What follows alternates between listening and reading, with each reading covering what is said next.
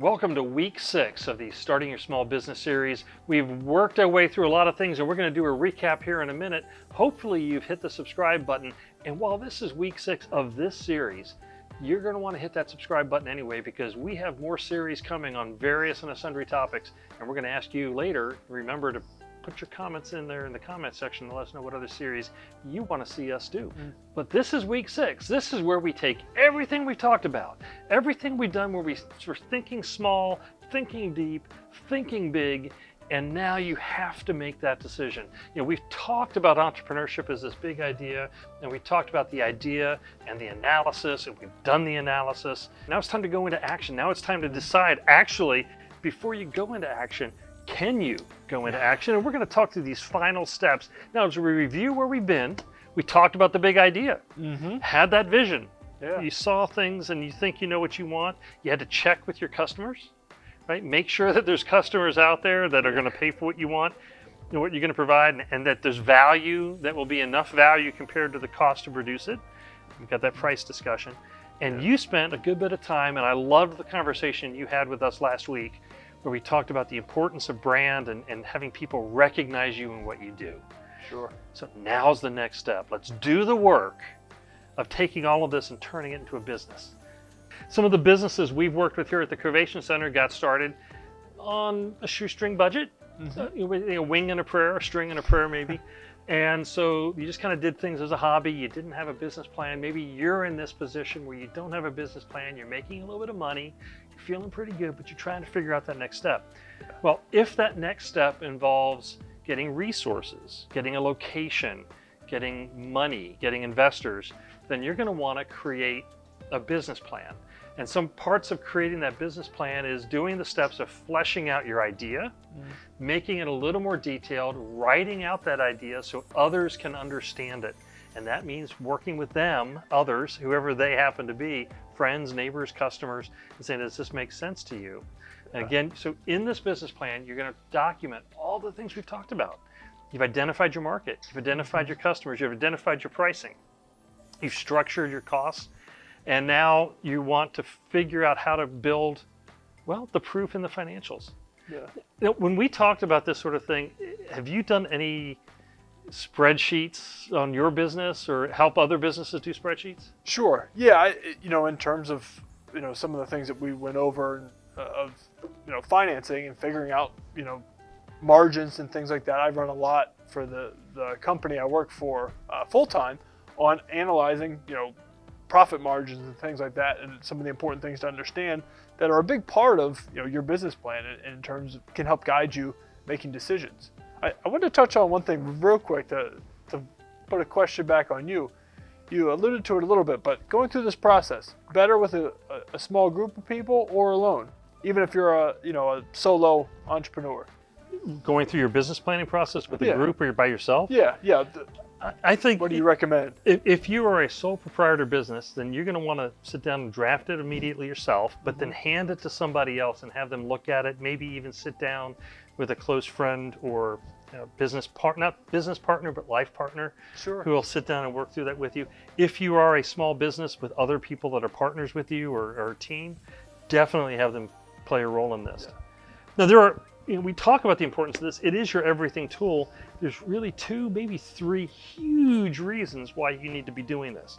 The first reason is this lays out your strategy for how your business is going to go forward. It's where you say, I know I can do this. I've shown myself and others that I can do this. This is my strategic plan to get me there. And so you've intentionally and consciously thought through the steps that are involved. The second part of this is if you need to move forward with finances, you have everything in one document that the financial organizations that may help you are going to need, not want, need to see to be able to trust that they can invest in you or loan money to you. And so this document does 2 things. It helps you have that strategic direction and stay to it.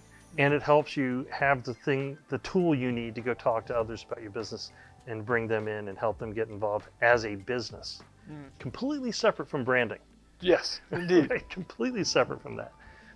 But I think it could probably help too, give guidance to, not let you get swayed, without substantial analysis in terms of your business plan doesn't need to change. Yeah, and as we look at the financing piece and that second reason to have it, I don't know about you guys, but dollars are tough for a lot of people. And if you're going to risk anything, the worst thing we want to risk besides our life is our finances, because finances is how you're able to do everything else. Sure. And so as we start a business, we are putting something at risk that is very critical to our own ability to thrive and to live. And so this business plan then is what you will use to identify what your financial needs are, because you've identified your costs, you've projected your costs out, you've projected the material costs as well as infrastructure costs and those sorts of things. You're projecting your revenue. We talked about that, right? You looked at it and said, how many am I going to get? How many will I sell? How many customers will I have? And so you want to demonstrate to investors or banks that you have a carefully thought out business, that they want to see that you've thought about this. My guess is if somebody comes to you and says, hey, do you have $500? I really have this great idea. I want to go and sell burritos. My guess is you don't just go, here's $500. No way. Yeah. No way. Wait, what's the first thing that comes to your mind if I were to come to you and say, I need $500, I want to go sell burritos? How you're selling them, where you're selling them, how much you're going to charge. Yeah, where are you getting the burritos? Right. Where you're buying, beans, rice, all that. Yeah, everything that goes into this. And so the intention here is to have that in advance. You want to answer all the questions we've been saying you need to answer. You want to answer for the bank. You want to make it as easy for them to say yes as possible to you. And you want to make sure that when they say yes, you feel comfortable that you will be able to pay them back, whether it's an investor or a bank. Sure. Well, see, let me ask you something. You touched a little bit on don't use personal credit card debt. You talked a little bit about avoiding, investing all of your personal finances in this business. So what's the other route? You alluded to it a little bit with banks, but can you share a little bit more? Yeah, if you've done a really good job with your personal finances, and if you're out of debt, you're living debt-free, and maybe you paid off your mortgage, because if you pay attention to certain people, the paid off home mortgage is replaced the BMW as a status symbol of choice. It's a Dave Ramsey reference. Maybe you have the money and you're able to support yourself. You may be able to invest in your own business with your own resources. If you're not able to do that, a lot of people will grab their credit cards. They'll go into personal debt. And as you said, I really don't like you doing that. Personal debt for your business is still personal debt. And when you go bankrupt for your business, you are bankrupt, not your business. I mean, your business is too, but if it's personal debt, if it's credit card debt, if it's signature debt, you are bankrupt. So you're going to want to do things to protect yourself by incorporating your business, having an LLC, doing the right things for your business to protect yourself. And I would encourage you, if possible, to find investors and not banks. Because an investor cares about your success. They've invested in your business, and the way they get money back from that business is for it to be successful. If you put money into a stock, you're buying into a corporation. The way you get money back, well, aside from the stock prices going up or down, but generally speaking, you get premiums, right? You get dividends, because you're investing, you're making a bet, if you will, that that company's going to do better, and you're going to get a piece of the profit from that. That's your bet. When a bank loans you money, their bet is you're going to be able to pay them back. And if you can't, it's not like, oh, I need to do everything I can to help that business succeed. An investor will do what they can to help you succeed. A bank will put a lien on your car. A bank will put a lien on your house. A bank will put a lien on lots of things. And so I strongly discourage loans and encourage investors, but ideally you don't want either. Right? Ideally, you want to find a way to support it yourself. Some of the other things we highly recommend is, as you get ready to go, continue this process of idea, analysis, and action. You're going to have to give it 100%. You need to go all in and say, this is my job now. This is my life now. And you need to be reevaluating. You need to understand some of the fallacies that exist out there, like sunk cost. You can't look at it and say, look, I put $50,000 into this. If it is going nowhere and there's no way to recover, you might just have to walk away and say, this was a really hard lesson, but I've learned that lesson. Success is hard work. All of this is hard work, and sometimes the lessons are hard as well. A couple of the quick tips, these are more locally focused, but they apply to you wherever you are in some way, shape, or form. Here in Pennsylvania, and specifically in Williamsport, you can come to us. You can come to the Covation Center. Actually, you can reach out to us no matter where you are, and we'll schedule a time to do some coaching with you, and we'll sit down and help you with your plans. But I would recommend you look at the other resources near to you. So once we're out of what we're currently going through with COVID, you can step out, go meet with a small business development center. There, in every state in the United States has small business development centers all around your state where you can go in and they'll help you with your business plan. We also have manufacturing enterprise and MEPs, manufacturing extension programs, like cooperative extension service for agriculture. The manufacturing extension programs are out there for small manufacturing businesses. And so you find those in every state around the country. Then you can go talk to them for help. Go to your chambers of commerce and find out what resources they have for small business. Here in central Pennsylvania, we have CEDACOG, the Susquehanna Economic Development Agency Council of Governments, and they have resources. Again, one of the resources they have is a program called PTAC, Professional Technical Assistance Program, and that helps you, and there's PTACs in every state of the union as well, where they can help you get government contracts. So the good news, no matter where you are in the United States at least, you have resources available to you specifically dedicated to helping small businesses, and many of our resources are there to help small startup businesses get going. And while some of them, like incubators and accelerators, may ask in exchange for a piece of equity, others, like the Covation Center, don't. We provide the resource for a small fee perhaps, but the intention for what many of us do is simply to help and do it free of charge. Deliberate planning will lead to success. And one thing, Steve obviously is the leader of the Covation Center, but part of that is you can reach out for your specific area of need. Say you're strong on marketing but need help on finance or things like that.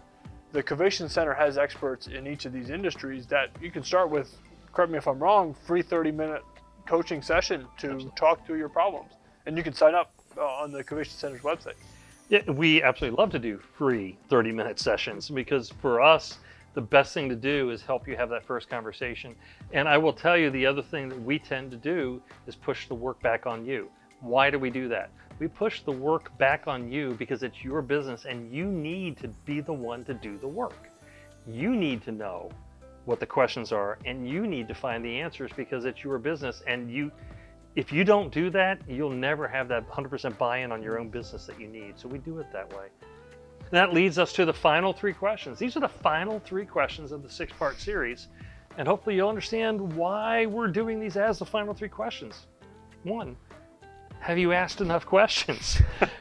What's left out there that's bugging you in the back of your mind? And if you have any other questions, make sure you ask yourself those questions, and make sure if you don't know the answers when you have those questions, that you seek out the answers. We want you to feel comfortable with the decision. Now, if you've asked all the questions and the answers are making you feel uncomfortable about starting a business, don't do the business. You're going to have to go there.